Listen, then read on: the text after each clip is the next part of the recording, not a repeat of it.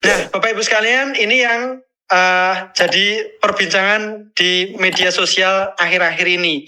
Ini adalah kelompok impor barang bawaan pribadi penumpang yang perlu menjadi perhatian khusus. Artinya sering dipakai, sering dimasukkan, dan dibawa oleh Bapak Ibu bawaan pribadi penumpang. Yang pertama itu adalah telepon seluler, komputer genggam, dan komputer tablet. Contohnya apa? Contohnya misalnya handphone, laptop, iPad begitu ya. Ini adalah jenis telepon seluler, komputer genggam, dan komputer tablet. Nah, batasan nilai dan jumlahnya seperti apa? Nah, khusus untuk telepon seluler, komputer genggam, dan komputer tablet ini paling banyak 2 unit per orang dalam satu kedatangan dalam jangka waktu 1 tahun. Bapak Ibu sekalian perlu digarisbawahi dalam jangka waktu 1 tahun. Yang kedua adalah kosmetik dan perbekalan kesehatan rumah tangga. Contohnya apa? Contohnya misalnya lipstik, bedak, skin care. Nah, pada 20 per orang. Kemudian alas kaki ini contohnya apa? Sepatu, sendal gitu ya. Paling banyak 2 pasang per orang. Kemudian elektronik itu contohnya apa? Misalnya teman-teman PMI membawa speaker misalnya, radio. Nah, ini diatur paling banyak 5 unit dan dengan nilai paling banyak FOB 1.500 US dollar per penumpang. Kemudian yang selanjutnya adalah pakaian jadi. Pakaian jadi ini contohnya apa? Misalnya baju, jaket, celana. Nah, ini sebenarnya tanpa batasan. Tapi nanti teman-teman Bea Cukai akan menyampaikan fiskalnya begitu ya. Kami tidak mengatur fiskalnya, kami mengatur lartasnya. Tanpa batasan, tapi fiskalnya nanti ada aturannya. Kemudian barang tekstil sudah jadi lainnya, contohnya apa? Contohnya misalnya selimut, tirai, spray gitu ya. Ini paling banyak 5 piece per orang. Bedanya apa? Mungkin ada teman-teman PMI yang yang tanya bedanya apa pakaian jadi sama barang tekstil sudah jadi lainnya. Yang paling gampang adalah pakaian jadi ini melekat ke tubuh kita. Gitu ya. Kalau barang tekstil sudah jadi lainnya ini tidak melekat dalam tubuh kita. Sehingga saya contohkan barang tekstil sudah jadi lainnya itu biasanya teman-teman membawa selimut, tirai gitu ya. Ini ini pengalaman kami. Sebelumnya kami penempatan di Taiwan, membantu juga teman-teman PMI. Biasanya teman-teman PMI ini dapat hadiah dari majikannya gitu ya, dapat hadiah dari lopannya. Ini selimut, tirai yang dikirimkan ke kampung halamannya untuk putra putrinya tercinta. Lanjut.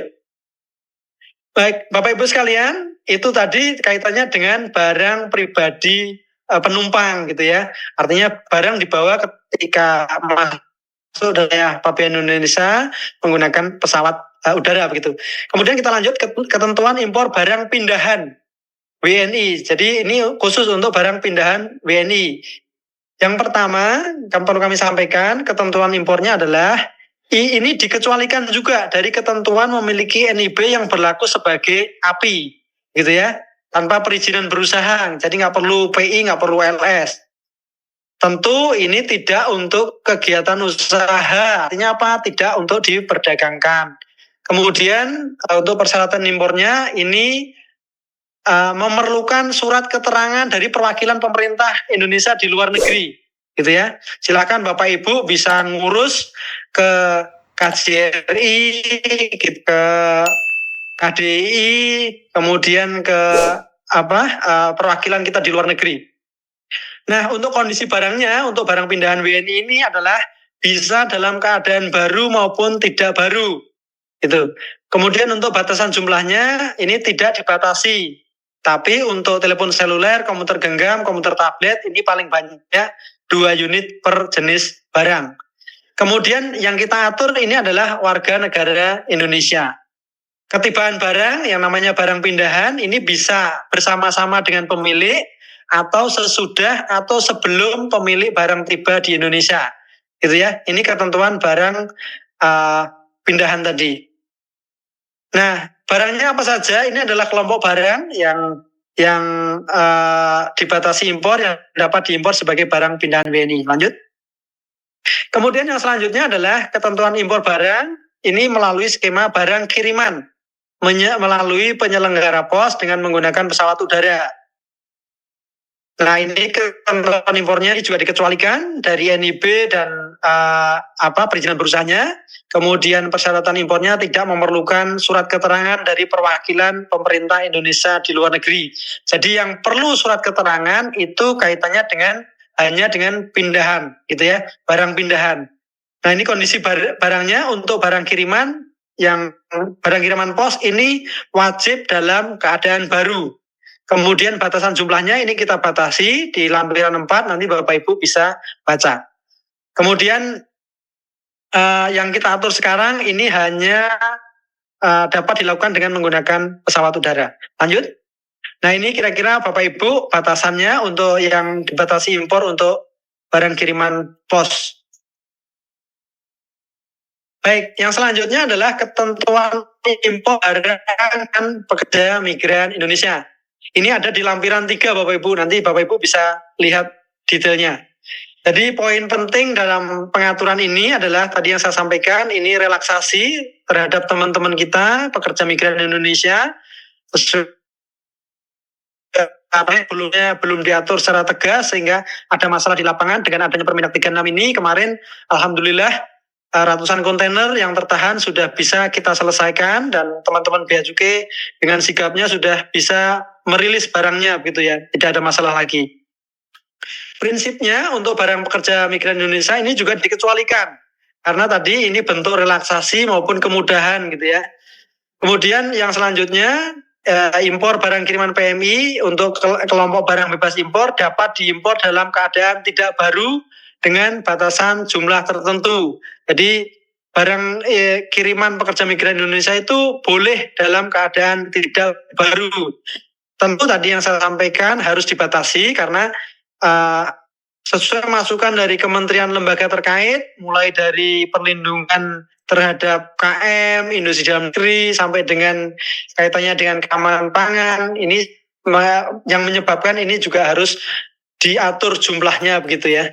Kemudian impor barang kiriman PMI untuk kelompok barang dibatasi impor ini dikecualikan dari ketentuan batasan impor dan dapat diimpor dalam keadaan baru maupun tidak baru dengan batasan jumlah tertentu.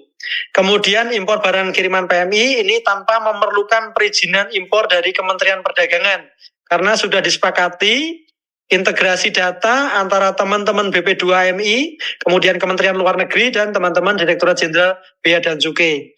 Kemudian untuk barang kiriman PMI ini kita bedakan menjadi 2. Untuk teman-teman PMI yang terdaftar di BP2MI ini kita berikan 3 kali per tahun dalam 1 tahun takwim. Jadi yang pertama poin pentingnya itu. Kemudian yang kedua bagi teman-teman PMI yang tidak terdaftar di BP2MI artinya terdaftar di Kementerian Luar Negeri ini diberikan sebanyak 1 kali dalam 1 tahun takwim. Lanjut. Nah, Bapak Ibu sekalian, ini yang kita batasi. Jadi ini bentuk kemudahan yang diberikan oleh pemerintah yang tadinya tidak diatur secara tegas, tapi ini diperbolehkan begitu ya. Untuk pakaian jadi dan aksesoris pakaian jadi, ini barunya maksimal 5, tidak barunya maksimal 15 piece gitu ya. Nanti sudah jadi maksimal 5 piece, kemudian barang elektronik tidak termasuk telepon seluler, komputer genggam, dan komputer tablet, ini 2 unit. Kemudian alas kaki ini juga 2 pasang begitu ya. Kosmetik dan perbekalan kesehatan rumah tangga ini 5 piece. Kemudian mainan anak ini 4 piece baik dari kondisi baru maupun tidak baru. Kemudian untuk tas ini kita atur untuk yang barunya 2, tidak barunya 2. Kemudian makanan dan minuman ini bisa dalam 10 pack atau 10 bungkus. Kemudian perlengkapan rumah tangga ini barunya 5, tidak barunya 5. Perlengkapan sekolah ini 10 pack, 10 bungkus maupun 10 kemasan. Tentu Bapak Ibu sekalian, jumlah ini sudah diskusi sangat panjang dengan beberapa kementerian lembaga terkait. Jadi Kementerian Perdagangan dan teman-teman Bea Cukai tidak sendiri dalam menentukan ini, termasuk kita memberikan masukan, diberikan masukan juga oleh teman-teman Kementerian Perindustrian, Kementerian Koperasi dan UKM, BPOM, BP2MI, KLHK, karantina, dan teman-teman KL terkait lainnya. Lanjut. Nah, ini tadi saya sampaikan, impor barang kiriman oleh PMI yang tercatat pada BP2MI diberikan 3 kali pengiriman dalam 1 tahun takwim. Kemudian impor PMI selain tercatat pada BP2MI, artinya tercatat di portal Peduli WNI Kementerian Luar Negeri, ini diberikan paling banyak 1 kali pengiriman dalam 1 tahun takwim. Baik, mungkin Bapak Ibu sekalian itu yang bisa kami sampaikan. Sekali lagi terima kasih. Kurang lebihnya mohon maaf. Billahi taufiq wal hidayah. Assalamualaikum warahmatullahi wabarakatuh. Terima kasih. Waalaikumsalam warahmatullahi wabarakatuh. Terima kasih kami ucapkan kepada Bapak Arief Sulistyo atas pemberian materi yang pertama. Baik, Bapak Ibu sekalian, kita akan lanjut ke materi yang kedua yang akan disampaikan oleh Direktorat Jenderal Bea dan Cukai. Namun sebelum itu, izinkan kami untuk membacakan CV singkat dari narasumber kita yang berikutnya. Narasumber kita berikutnya adalah Direktur Teknis Kepabeanan, Direktorat Jenderal Bea dan Cukai Kementerian Keuangan, Bapak Fajar Doni Cahyadi. Sebelumnya, beliau menjabat sebagai Kepala Kantor Wilayah DJBJ Sumatera Bagian Selatan, kemudian Kepala Kantor Pelayanan Utama Bea dan Cukai tipe A Tanjung Priuk, dan saat ini menjabat sebagai Direktur Teknis Kepabeanan. Baik, langsung saja kita akan menyapa kita yang kedua, Bapak Fajar Doni. Selamat malam, Bapak. Selamat malam, Mbak Nanda. Assalamualaikum warahmatullahi wabarakatuh. Untuk Pak Arief dan Bapak Ibu sekalian. Waalaikumsalam warahmatullahi wabarakatuh. Mohon izin Bapak, sudah siap ya Pak untuk memberikan pemaparan? Insya Allah siap. Siap. Langsung saja untuk alokasi waktu sama Bapak seperti Bapak Arief, 25 menit kepada Bapak Fajar Doni Cahyadi. Baik, terima kasih Mbak Nanda. Yang kami hormati narasumber Pak Arief Sulistyo, Direktur Impor.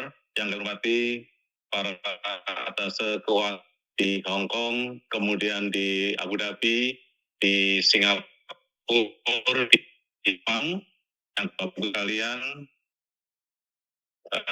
juga dalam keadaan sehat, dan kepada Bapak Ibu sekalian yang sedang menjalankan ibadah puasa, selamat menjalankan ibadah puasa dan semoga kita menjadi orang yang takwa. Baik Bapak Ibu sekalian, karena waktu sudah malam, kami langsung kami sudah siapkan melanjutkan yang disampaikan oleh Pak Direktur Impor, Pak Arief Sulistyo. Kami sudah siapkan slide, mohon di-share. Baik Bapak sekalian, terkait dengan ketentuan impor barang pekerja migran Indonesia, di sini bisa melalui 3 kemungkinan. Bisa melalui barang kiriman, bisa melalui barang penumpang, dan bisa melalui barang pindahan. Apa yang dimaksud dengan barang kiriman? Barang milik PMI yang masih bekerja dan berdomisili di luar negeri dan dikirimkan menggunakan jasa pos atau perusahaan jasa titipan untuk keluarganya di Indonesia. Aturannya sudah jelas di PMK 141.